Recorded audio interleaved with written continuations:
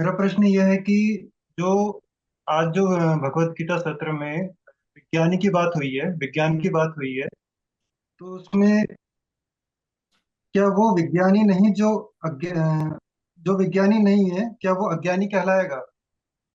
कहना तो यही मान चाहिए। लीजिए। कहना तो यही चाहिए, पर टेक्निकल बात यह है कि जो विज्ञानी नहीं है वो ज्ञानी कहलाएगा। है ना? क्योंकि विज्ञान से नीचे ज्ञान है। जो विज्ञानी नहीं है वो ज्ञानी कहलाएगा। लेकिन इससे आपके प्रश्न से कितनी रोचक बात निकलती है कि जो ज्ञानी तो है, पर जिसमें प्रेम नहीं ज्ञान के लिए, उसे कायदे से अज्ञानी बोला जाना चाहिए। और अज्ञानी ही नहीं, उसे अभागा बोला जाना चाहिए। कि तुझे ज्ञान मिल भी गया तो भी तूने उसको पराया रखा। ऊंची से ऊंची चीज तुझे मिल गई और तू उस पर निछावर नहीं हो पाया, तो वो अज्ञानी ही नहीं है, वो अभागा भी है।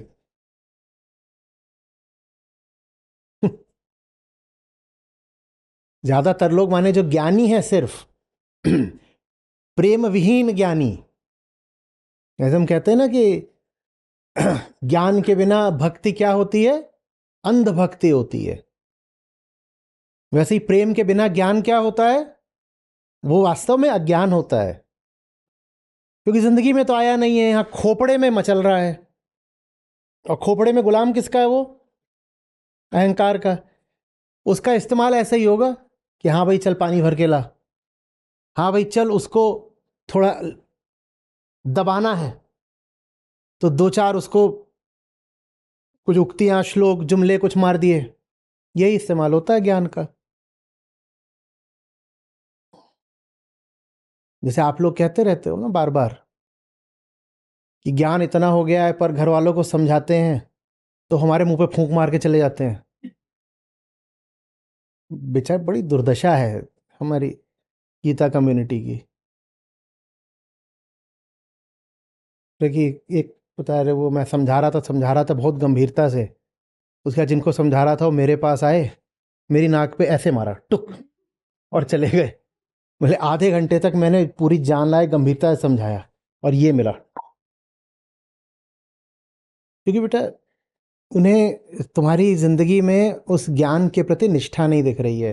ज्ञान है, प्रेम नहीं है। उर्दू का प्यारा शब्द है फिदा। फिदा नहीं हुए हो। दीवानगी तुम्हारी जिंदगी में दिखाई नहीं दे रही है।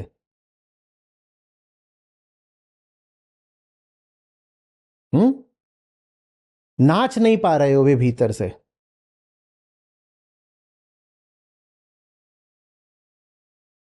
ज्ञान कोई रूखी चीज नहीं है।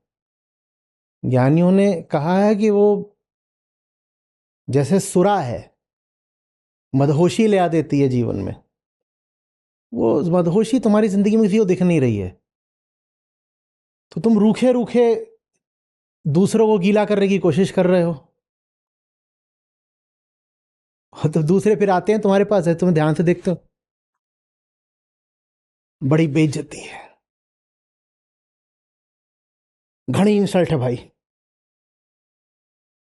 जो शरीर की सच्चाई जान गया, जो आदमी और आदमी के बीच परायेपन की सच्चाई जान गया, जो मौत की सच्चाई जान रहा है, सोचो कैसे जिएगा। कि सोच में ही ऐसी खुशबू है, इसकी जिंदगी कैसी होगी?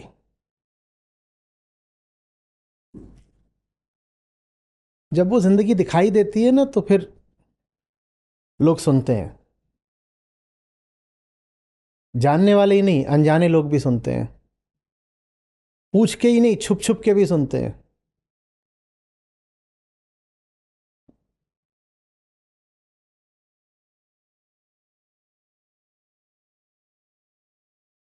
हम भी सब एक अर्थ में बड़े पारंपरिक लोग हैं। हम ज्ञान की भी पारंपरिक ही परिभाषा पकड़कर चल रहे हैं कि ज्ञान माने नॉलेज। अरे नॉलेज नहीं है, कुछ और है बात। आज क्या सीखा झुन्नू? तो झुन्नू 5 पॉइंट में वहां जाके अपना रिफ्लेक्शन लिख देता है। विज्ञान इज इक्वल टू ज्ञान प्लस डिवोशन, और ये सब करके डकार मार के मस्त सोएगा और फिर कहेगा देखा मैं कितना अच्छा आचार्य जी का छात्र हूँ। यही परीक्षा में जब प्रश्न आएगा तो वहाँ ही बिल्कुल सही निशान लगा देगा। अब तो बहुत लोग हैं जिनके नंबर बड़े अच्छे आने लग गए हैं। मैं परीक्षा का फॉर्मेट ही बदल दूंगा। मेरे लिए असफलता की बात है कि कैसे कैसे लोगों के नंबर आ रहे हैं। ज्ञान ही है, प्रेम नहीं हो गया। ये तो आपका जो कम्युनिटी पर ही व्यवहार है उसी से पता चल जाता है। संस्था के प्रति जो व्यवहार है उसी से पता चल जाता है।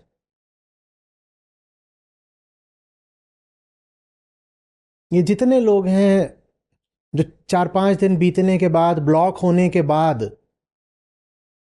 उधार का कोई पोस्टर चिपकाते हैं अनब्लॉक होने के लिए, ये कोई दीवाने हैं, इन्हें कोई इश्क पता है? इन्होंने प्रेम की कोई एक बूंद चखी कभी जिंदगी में?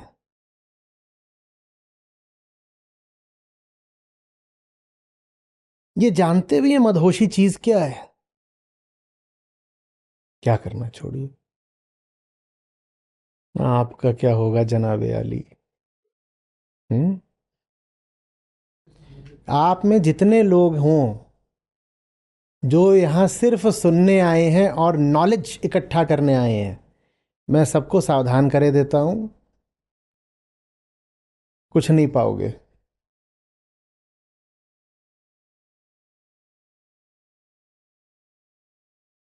मैं जो आपको चीज दे रहा हूं वो इकट्ठा करने वाली चीज नहीं है। वो खरीदने वाली चीज तो बिल्कुल नहीं है। बहुतों को गुमान हो गया है कि 200-400 रुपया देके खरीद लिया। वो बिक जाने वाली चीज है। जो खरीद रहे हैं उन्हें कुछ नहीं मिलेगा, जो बिक गए उन्हें मिल सकता है। प्रणाम आचार्य जी। सवाल ये है कि जो मीन्स वर्सेस एंड का डिबेट होता है उसमें जो, जैसे एक एग्जांपल लेता हूँ आज़ादी का। तो जैसे अगर कोई योजना बनाता है कि मुझे बहुत जल्दी आज़ादी चाहिए और उसके लिए मैं ये काम करूंगा, मैं बैक ट्रेस करता हूँ कि सबसे जल्दी आज़ादी के लिए मुझे ये कुछ 10 चीज़ें करनी है और फिर मैं उस एक्शन को लेता हूँ। वर्सेस एक दूसरा तरीका है कि मैं अभी अभी का हालत देखता हूँ और मुझे जो सबसे बेहतर कदम लगता है मैं उसको लेता हूँ। तो ये और इन दोनों में कोई अंतर है? पहले वाले में मुझे लगता है थोड़ा सकामी तरीके से मैं जा रहा हूँ कि योजना बनाया, गोल बनाया। कैसी आज़ादी की बात कर रहे हो? अब जो स्थूल आजादी हुआ है 1947। 1947 तो अंग्रेजों को क्यों हटाना है? बेचारे इंसान हैं, पड़े हुए हैं, उन्हें क्यों हटाना है? नहीं, बिल्कुल मूढ़ों वाले सवाल कर रहा हूं, मुझे समझाओ थोड़ा। अंग्रेजों को हटाना है, क्यों हटाना है? कोई भी बात ऐसे मत शुरू करो कि पर ऐसा तो होता ही है ना। हर चीज पर थोड़ा सवाल उठाओ। तो अंग्रेज हैं, यहाँ इतने लोग रहते हैं, कुछ अंग्रेज भी रह रहे हैं, तो उनको हटाना क्यों है?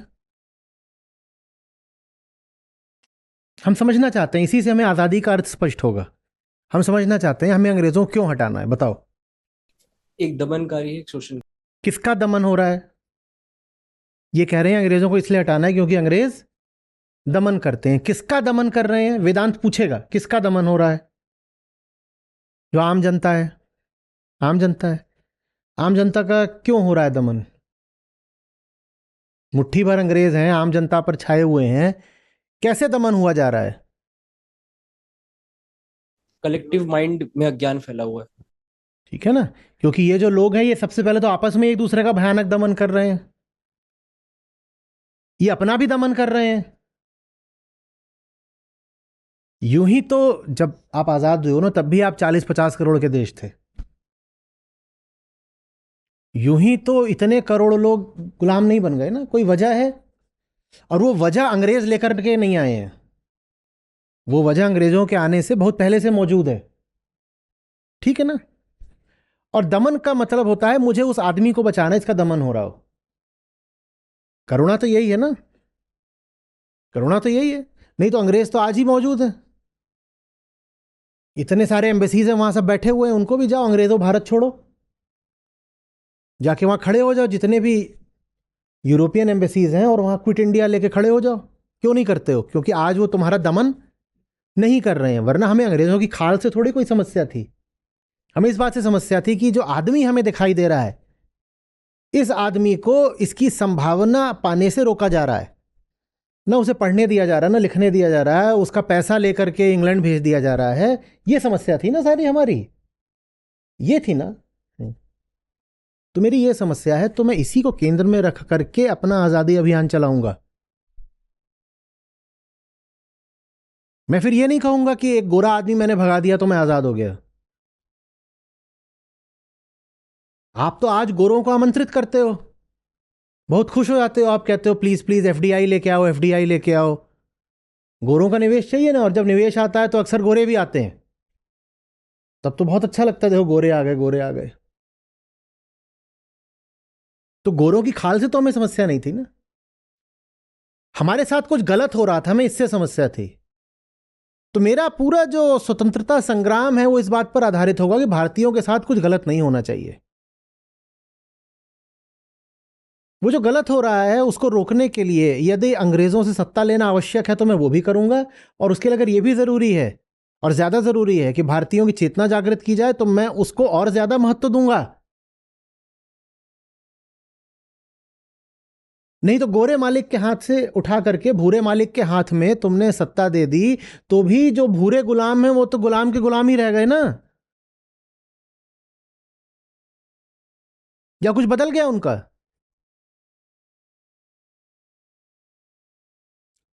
1947 में सबसे अमीर भारतीयों और सबसे गरीब भारतीयों में जो अनुपात था, आज वो उससे ज्यादा खराब है। बताओ, दमन रुका है या बढ़ा है? हम जो दमित भारतीय उसी की बात कर रहे हैं ना, वो आज और ज्यादा दमित है।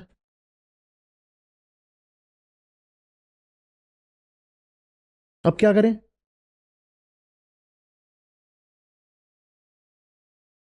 हमें एक बहुत बड़ी समस्या थी कि अंग्रेज जो है पैसा लूट के ले जाते हैं और जो आम भारतीय गरीब रह जाता है। तो आज तो आम भारतीय 1947 से ज्यादा गरीब हो गया अमीर भारतीयों की तुलना में। अब क्या करें? वास्तविक आजादी में दोनों बातों का ख्याल रखा जाता है। ठीक है, जो ऊपर राजनीतिक आका बैठा है वो विदेशी ना हो, एक बात वो हो गई, और दूसरी बात ये भी हो गई कि आजादी का अर्थ आखिरी आदमी के लिए क्या है, उसको क्या मिला है।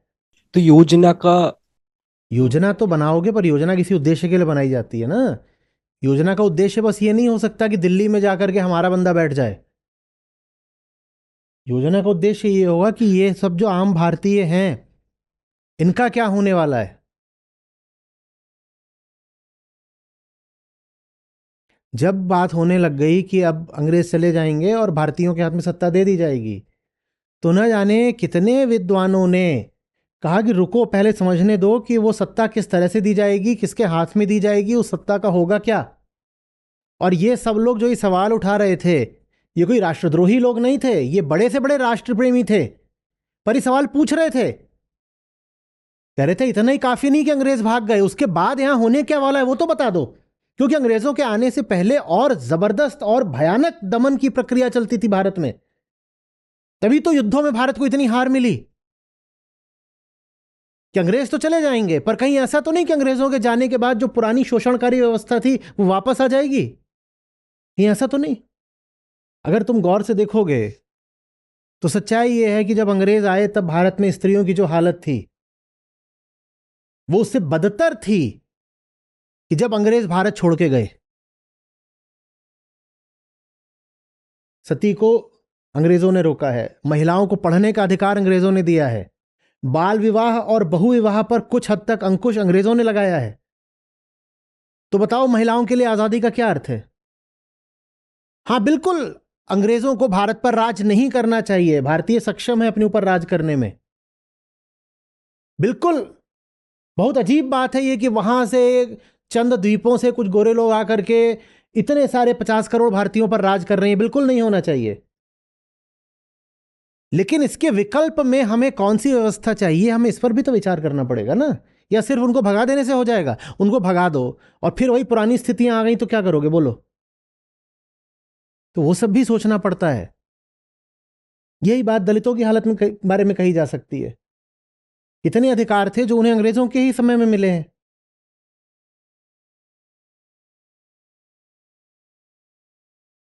हम नहीं कह रहे हैं कि अंग्रेजी शासन भारत के लिए अच्छा था, हम कह रहे हैं कि हमें आजादी को उसके अर्थ की समग्रता में जानना पड़ेगा। आजादी बस ऐसे ही नारा नहीं होती है कि आपने नारा लगा दिया और झंडा फहरा दिया तो आजाद हो गए। आजादी बड़ी गहरी चीज होती है। हमें बिल्कुल एक बाल कथा जैसी बता दी गई। आम आदमी से पूछो कि क्या होता था 1947 से पहले, तो कहेंगे भारत बड़ा जबरदस्त देश था, हाँ सोने की चिड़िया था। अंग्रेज आए और हमारे यहाँ तो बिल्कुल रामराज्य था, और अंग्रेज आए, उन्होंने कब्जा कर लिया और हमें बर्बाद कर दिया। और वो जो यहाँ आए ही थे ताकि वो हम पे अत्याचार कर सकें, और हमारी गौरवशाली सभ्यता से उन्होंने सारा ज्ञान विज्ञान और कलाएं लूट ली। और फिर हमने विद्रोह करके, आंदोलन चला करके अंग्रेजों को भगा दिया। कुल मिलाकर के ये कहानी हमें बताई गई है। ये बाल कथा है, सच्चाई दूसरी है। वो सच्चाई समझो, नहीं तो बहुत बहुत मेहनत से आज़ादी मिली थी, उसको संभालना मुश्किल हो जाएगा। सिर्फ अंग्रेज नहीं आए थे, कोई वजह थी। डच, पुर्तगाली, फ्रेंच सब आए थे, कोई वजह थी। और किसी को बहुत मेहनत नहीं लगी यहाँ पर आकर के अड्डा बनाने में, उसकी भी कोई वजह थी। अंग्रेज नहीं होते तो कोई दूसरा यूरोपियन पावर होता, उसने यहाँ पर कॉलोनी स्थापित कर ली होती, किसी न किसी ने करी होती। क्योंकि निबल बिछरुआ 56 रोग, तुम इतने दुर्बल थे कि कोई ना कोई तो तुम पर छाता ही। हमें खोज करनी पड़ेगी कि हमारी आंतरिक दुर्बलता के कारण क्या थे। सबसे पहले जानते हो, अंग्रेज तो आए भी नहीं थे, सबसे पहले कौन आया था? पुर्तगाली आए थे। क्यों आ गए थे, कैसे आ गए थे, कैसे छा गए थे, क्या बात थी, असली बात क्या है ये बताओ। वो पता करने की जगह हमने आजादी का मतलब नारेबाजी लगा लिया है। बहुत सारे ऐसे राजे रजवाड़े जिनको हम बहुत इज्जत की नजर से देखते हैं ना, उन्होंने तक ने स्वागत करा था फ्रांसीसियों का और पुर्तगालियों का। वो ऐसी चोरी छुपे नहीं आ गए थे, उनको बड़े आदर और बड़े प्रेम से बुलाया गया था, आओ आओ हमारा साथ दो, दूसरे राजा को हराते हैं मिलके। लॉजिस्टिक्स, सप्लाई चेन कुछ समझते हो? वहां यूरोप से यहां सप्लाई चेन कैसे चलती रही होगी, सोचो तो सही। चल सकती है क्या? कितना चलेगी? निश्चित रूप से उनको जो आपूर्ति हो रही थी वो भारत से ही हो रही थी। तुम्हें क्या लग रहा है कितने अंग्रेज थे जब अंग्रेजों और मराठों की लड़ाई हुई, टीपू सुल्तान की लड़ाई हुई, सिखों से लड़ाई हुई? आपको क्या लग रहा है उन युद्धों में, अंग्रेजों की सेनाओं में अंग्रेज कितने होते थे? ये सब जाके थोड़ा पढ़िए तो आपको पता चलेगा कि गुलामी कहां से आई। आजाद तो हम थे ही, आई गुलामी।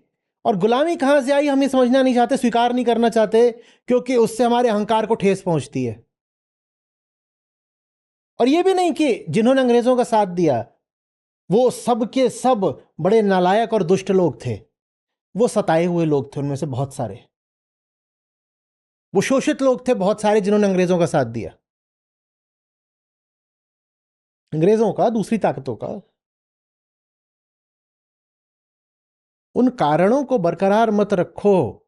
स्वतंत्रता बहुत ऊंची चीज है, उसका सम्मान करो, उसको समझो, तभी उसकी रक्षा हो पाएगी। बहुत सारे राजे थे और बहुत बड़ा एक जनसंख्या का वर्ग था पूरे भारत में फैला हुआ। इसने कहा कि जो अभी चल रहा है इससे तो बेहतर है कि इस राजा को हटा करके अंग्रेजी आ जाए। आजादी का मतलब है आखिरी आदमी भी आजाद रहे। एक वास्तव में स्वाधीन स्वतंत्र राष्ट्र वो होता है जहां पे हर व्यक्ति स्वतंत्र हो। नहीं तो समाज को, समुदाय को, जो शोषित आदमी होता है उसकी हाय लगती है। द्वितीय विश्व युद्ध हुआ था, हिटलर की सेनाएं यूरोप में कम से कम 4 दिशाओं में आगे बढ़ रही थी। पश्चिम की ओर फ्रांस, पूर्व की ओर पोलैंड, नीचे की ओर जाकर के इटली में भी वो लड़ रही थी। मुसोलिनी को हटा दिया गया था 1943 में। और उत्तर पूर्व की ओर जाके उन्होंने 41 में रूस पर धावा खोल दिया था। उत्तर पश्चिम की ओर ब्रिटेन पर तो चल ही रहा था।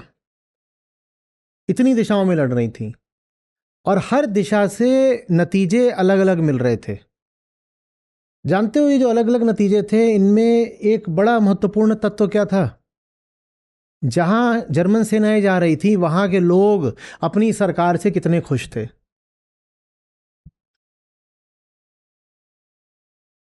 रूस में जब जर्मन सेनाएं घुसने लगी 41 में, ऑपरेशन बारबरोसा हिटलर ने रूस पर अटैक करा, तो हिटलर को आरंभ में बहुत जल्दी सफलता मिली। बताओ क्यों? क्योंकि वहां की जो आबादियां थीं, वेस्टर्न यूएसएसआर की उस समय की, स्टालिन भी तो तानाशाही था ना, वो स्टालिन से इतनी उकताई हुई थी कि उन्होंने जर्मन सेनाओं का समर्थन कर दिया। हाँ, हिटलर ने गलती की कि जो लोग समर्थन कर रहे थे उसने उन्हीं का शोषण करना शुरू कर दिया, तो समर्थन बहुत दिन चला नहीं। और दूसरी ओर अब स्विट्जरलैंड है, वो बिल्कुल नीचे लगा हुआ है। हिटलर ने कभी नहीं अटैक किया स्विट्जरलैंड पर। बताओ क्यों? छोटा सा देश है, इतना सा, पर पहाड़ी देश है, और उसने पूरी तैयारी कर रखी थी। वहां की जनता ऐसी थी कि ये यहां आएंगे तो कब्जा तो कर लेंगे, पर हम इनको कभी भी यहां पर जमने नहीं देंगे। गुरिल्ला वॉरफेयर की पूरी तैयारी थी, वो भी जनता के द्वारा। हिटलर घुसा ही नहीं स्विट्जरलैंड में। तो उसे पता है कि यहां पर जनता, सेना नहीं, भूलो नहीं, युद्ध मात्र सेना से नहीं जीते जाते। कब्जा तो अंततः तुम्हें शहरों और गांवों पे करना है ना। अगर जनता ही सैनिक बन जाएगी तो तुम शहरों और गांवों पे कैसे कब्जा कर लोगे? भारत के 40 करोड़ लोग सैनिक क्यों नहीं बने अंग्रेजों के खिलाफ? यह सवाल आपको पूछना पड़ेगा। फ्रांस पर हम सोचते हैं कि जर्मनी ने एक झटके में कब्जा कर लिया। एक झटके में सेना हरा दी थी। उसके बाद लगातार फ्रांसीसी जनता गुरिल्ला वॉरफेयर करती रही जर्मनों के खिलाफ, लगातार, जब तक कि 1900 कब हुई थी लैंडिंग? 1944 में नॉर्मंडी में जो एलाइड फोर्सेस थी उन्होंने लैंड करके फ्रांस को लिबरेट नहीं करा दिया। अब वो भी लिबरेट इसलिए करा पाए क्योंकि फ्रांसीसी जनता लगातार अनसेटल करके रखे हुए थी जर्मन्स को। यहां तक कि जो फ्रेंच ट्रूप्स का जो मूवमेंट होता था, जो फ्रांसीसी गुरिल्ला थे, उस मूवमेंट की खबर, क्योंकि वो तो देख रहे हैं, वो वहां पर सब एलाइड फोर्सेस को पहुंचा देते थे, तो बॉम्बिंग हो जाती थी ऊपर से कि यहां पर है बॉम्बिंग कर दो, यहां पर है बॉम्बिंग कर दो। कोई देश अगर हारता है तो सिर्फ उसकी सेना नहीं हारी है। देश तब हारता है जब जनता ने गुलामी चुनी होती है। आप बताओ ना, भारत की जनता ने गुलामी क्यों चुनी? और कहीं ऐसा तो नहीं कि वो तत्व आज भी मौजूद हो? प्यू एजेंसी है, प्यू रिसर्च, उसने रिसर्च करी तो उसने कहा कि भारत दुनिया में वो देश है जहां के 80% लोग आज भी तैयार हैं कि कोई हम पर आकर तानाशाह काबिज हो जाए। वो गुलामी स्वीकार करने वाला मन हमने आज भी बदला कहां है? हम आज भी आत्मसम्मान से भरे हुए लोग नहीं है ना कि मैं अपने विवेक और अपनी आत्मा और अपने सत्य के अलावा किसी के आगे नहीं झुकूंगा। हम तो बहुत आसानी से, कोई दिखते नहीं, आने जाने कितने लोग हैं जो कहते हैं कि देखो साहब, असली मजा तब आता है जब कोई डिक्टेटर होता है। हमें नॉर्थ कोरिया बनना है, हमें चाइना बनना है। रशिया के बहुत लोग दीवाने हैं क्योंकि पुतिन डिफैक्टो डिक्टेटर है। जब जनता में इतना आत्मसम्मान होता है ना कि हम गुलाम नहीं बनेंगे, तब कोई विदेशी ताकत आकर आपके ऊपर राज नहीं कर सकती। क्या हमारी जनता में आत्मसम्मान है वो आज भी? और वो आत्मसम्मान तो आत्मा से ही जागृत होता है। उसी आत्मसम्मान को जगाने का काम आपकी संस्था कर रही है। एक तरह से आपकी संस्था आजादी का गहरे से गहरा अभियान चला रही है। आप अगर जागृत हो जाओगे, सच्चाई के लिए आप में प्यार आ जाएगा, तो सच्चाई और आजादी एक ही बात होते हैं। जिस आदमी में सत्य के प्रति प्रेम आ गया, उसे दुनिया की फिर कोई ताकत गुलाम बनाकर जिंदा तो नहीं रख सकती। हाँ, उसे गुलाम बनाकर मार सकती है, पर वो ये कहेगा कि जीऊंगा तो नहीं गुलामी में, मारना है तो मार दो।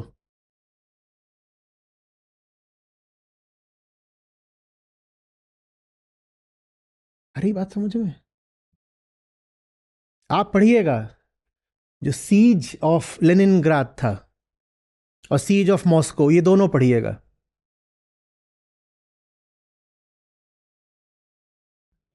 और उसमें जो आम जनता थी, उसने जर्मनों को रोका, क्योंकि सेना तो जर्मनों ने उड़ा दी थी पूरी रूसियों की।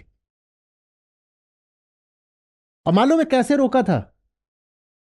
वो बोलते थे हग द एनिमी, क्योंकि जर्मनों की जो वायुसेना थी, लुफ्तवाफे, वो बहुत मजबूत थी और सबसे वो क्वालिटी में भी सबसे बढ़िया थी। उनकी आर्टिलरी बहुत अच्छी थी। तो जहां कहीं भी दुश्मन होता था, वहां पर जाकर के बहुत सक्षमता से वो बम गिराते थे। आम जनता ने कहा, हम दुश्मन सैनिकों के इतने पास आ जाएंगे कि तुम बम गिराओगे तो तुम्हारा अपना सैनिक मारा जाएगा। हग द एनिमी, जाके एनिमी से गले ही मिल लो। बोलते थे हम दूर से नहीं लड़ेंगे कि बंदूक से लड़ेंगे, हम सीधे तुम्हारे भीतर घुसे चले आएंगे। कैसे कब्जा कर लोगे मेरे शहर पे? ऐसे बचाया उन्होंने अपना लेनिनग्राद और मॉस्को। आम आदमी ने बचाया। जब आम आदमी के दिल में ललक होती है ना कि गुलाम नहीं होना, तो कोई ताकत कैसे आकर के तुम्हें गुलाम बना लेगी? आबादी कहेगी हम 40 करोड़ लोग हैं, हम सबको मार दो, पर हम गुलाम बनकर जिएंगे नहीं।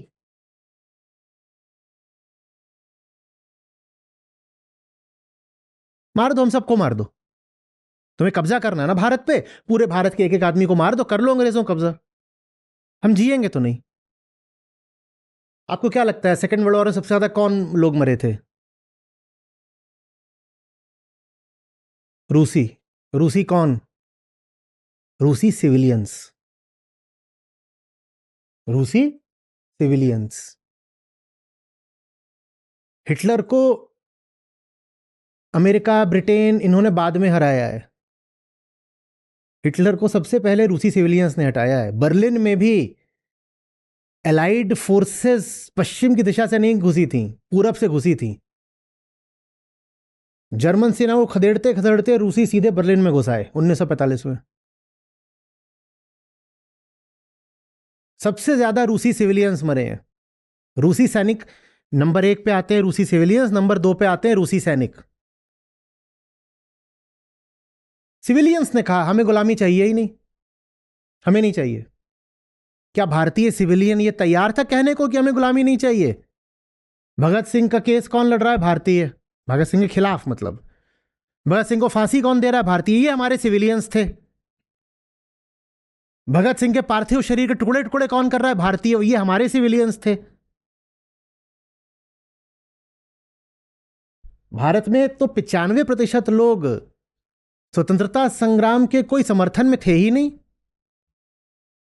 वो या तो विरोध में थे या निष्पक्ष थे। कौन रिप होए हमें कहानी। जिस दिन आम आदमी आत्मसम्मान से भरकर अपनी आजादी की रक्षा में खड़ा हो जाता है, उस देश को कोई गुलाम नहीं बना सकता।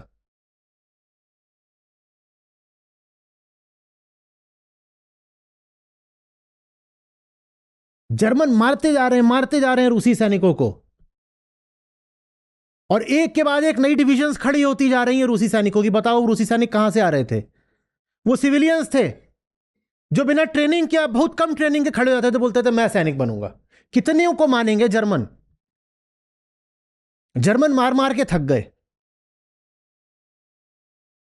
जितने उन्होंने रूसी मारे उतना तो कोई नहीं मरा पूरे विश्व युद्ध में। दोनों विश्व युद्ध मिला के उतना कोई नहीं मरा। रूसी मरते जाते थे, उनकी जनता नए सैनिक खड़े करती जाती थी, बोलते हम मारे, अब हम आ रहे, हर आदमी सैनिक है।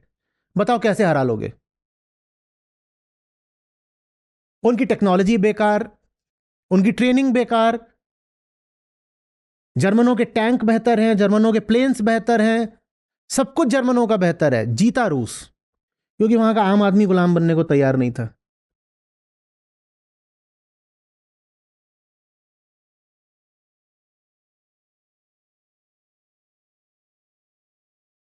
जो जर्मन टैंक होते थे उनका किल रेशियो होता था 10:1, 5:1। इतने बेहतर उनके पास टैंक थे कि एक जर्मन टैंक जब 10 रूसी टैंकों को मारता था तब वो नष्ट होता था। तो रूसियों ने क्या किया? उन्होंने कहा हमारे टैंक गड़बड़ है ना, सब लोग लग जाओ। पूरी इकोनॉमी उन्होंने रोक दी, बोले एक भी सिविलियन गुड मैन्युफैक्चर नहीं होगा, this will be a totally war industry. पूरी मैन्युफैक्चरिंग उन्होंने डिफेंस प्रोडक्शन में लगा दी। बोले घटिया ही टैंक है पर हम 100 गुने ज्यादा बनाएंगे। हम सिविलियन यूज की एक भी चीज नहीं बनाएंगे, जनता कष्ट सह लेगी, लेकिन हम नहीं बनाने वाले कपड़े की, टिश्यू पेपर की, ये कि वो कुछ नहीं बनाएंगे, हम टैंक ही टैंक बनाएंगे, हम यही बनाएंगे। तो जर्मन इतने टैंक मारते थे रूसियों के, उससे 10 गुने और खड़े आ जाते थे। बताओ कैसे बना लोगे गुलाम?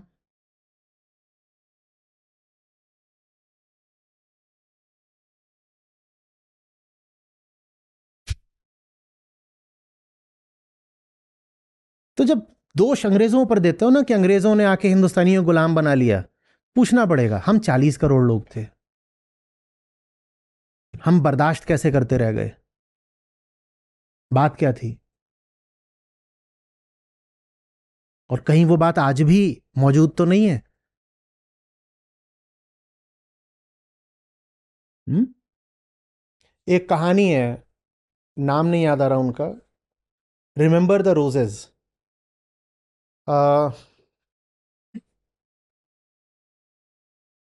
बहुत बेहतरीन कहानी है। तो जब नॉर्मंडी पर एलाइड लैंडिंग होने वाली थी फ्रांस को लिबरेट कराने के लिए, तो उस समय की कहानी है जो कि फिक्शन है पर एक सच्ची घटना पर आधारित है। ठीक है, उसमें जो समझने वाली बात है उसको ही लीजिएगा। घटना कुछ हद तक सच्ची है, फिर उसको और ज़्यादा एक कहानी के रूप में विस्तार देके उसमें कल्पना वगैरह भी जोड़ दी गई। तो एलाइड फोर्सेस लैंड करने वाली हैं फ्रांस के तट पर ताकि फ्रांस को लिबरेट करा जा सके। सबसे पहले पोलैंड के बाद फ्रांस पर ही कब्जा किया था हिटलर ने। तो एक बड़ा वेस्टर्न पावर वही था जो अभी भी अधीन था। तो कहानी ये है कि एक ब्रिटिश सोल्जर जो है भेजा गया है जासूसी के लिए, एक जासूस है कि वो पूरा सब देख ले, क्योंकि अब ब्रिटिश ट्रूप्स लैंड करेंगे। और छोटी मोटी लैंडिंग नहीं थी, ऐसी लैंडिंग थी जिसमें 10,000 फाइटर प्लेन्स लगे थे, जिसमें कि 20 लाख एलाइड सैनिक लगे थे। तो वो आ करके वो वहाँ पे सब देख रहा, वो रात में आया है और उसे रात में ही अपना मिशन पूरा करके जो भी उसे वहाँ पे रेकी करनी है वो करके उसे सुबह तक वापस लौट जाना है। तो वो आता है और उसे कुछ पता तो है नहीं, वो तो और बहुत मुश्किल काम है जिस पर उसको भेजा गया है। तो उसको वहाँ एक लड़की मिलती है, बहुत कम उम्र की टीनेजर लड़की, 17-18 साल की। और इसे कुछ पता नहीं चल रहा है, जर्मन सैनिक इस पर गोलियां चला रहे हैं अंधेरे में। तो वो इसको पूरी रात गाइड करती है, अब ऐसे करो, अब ऐसे करो, कहीं गिर रहा होता है खींचती है, बचाती है, सब कुछ करती है। एक मौके पर इसके ऊपर जब गोलियां चल रही होती हैं तो इसको हटा के वो सामने आ जाती है और इसको ताज्जुब होता है, बोलता है तुम्हें गोलियां लगी नहीं? तो उसका बड़ा एक छोटा सा लेकिन गहरा जवाब है, बोलती है I have been through fire before, I know this. तो सुबह जब वो जाने लगता है, बिल्कुल सुबह हो गई है, उसे जितना इन्फॉर्मेशन चाहिए थी उसने ले लिया, वो जाने लगता है। तो बोलता है कि अगर जो एलाइड इन्वेजन है वो सक्सेसफुल हो जाता है, तो कि एलाइड इन्वेजन जो है अगर वो सक्सेसफुल हो जाता है, सफल हो जाता है, तो मैं तुम्हें कहाँ मिल सकता हूँ? तो एक जगह बताती है, बोलती है वहाँ आ जाना। बोलता है मैं तुम्हारे लिए क्या ला सकता हूँ? बोलती है कुछ नहीं चाहिए, पर मुझे लाल गुलाब बहुत पसंद है, ले आना। तो फिर दूसरा दृश्य आता है कहानी का। तो एलाइड फोर्सेस ने हमला करा है, फ्रांस आज़ाद हो गया है, हिटलर को हराया जा चुका है, और एक बहुत बड़ा उत्सव मन रहा है उस जगह पे। किस जगह, जगह कौन सी है मुझे याद नहीं ठीक से। तो इसको व्यक्ति को याद, इनकी कहानी है ये, एवरी टेलर। तो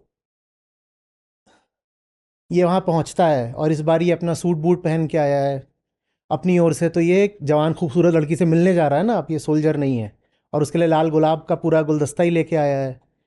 तो उसने जो जगह बताई होती है कि मैं तुम्हें वहाँ मिलूंगी, ये वहाँ पर जाता है। तो वहाँ पर देखता है, वहाँ जोन ऑफ आर्क की एक प्रतिमा लगी हुई है, और वहाँ पर सब लोग ला करके शताब्दियों से लाल गुलाब ही चढ़ाते हैं। तो ये तो लेखक ने कहानी को सेंसेशनलाइज कर दिया, लगभग ये बता करके कि जोन ऑफ आर्क ही थी जो उस रात गाइड कर रही थी। क्योंकि जोन ऑफ आर्क ने अपने समय में भी, 17 साल की लड़की है लेकिन फ्रेंच सेनाओं का नेतृत्व करा था कि फ्रांस को मैं गुलाम नहीं बनने दूंगी। और उसी जोन ऑफ आर्क ने दोबारा फ्रांस को आज़ाद कराने के लिए फिर मतलब ठीक है, वो लेखक का अपना हिसाब है, पर मतलब समझिए कि 17 साल की लड़कियां चाहिए, और जोन ऑफ आर्क को अंग्रेजों ने जिंदा जला दिया था। क्या करा था? जिंदा जला दिया था। वो इसीलिए बोलती है I have been through fire before. तो जिस देश में 17 साल के लड़के लड़कियां आग से गुजरने को तैयार हो जाएंगे, उस देश को कौन गुलाम रख सकता है?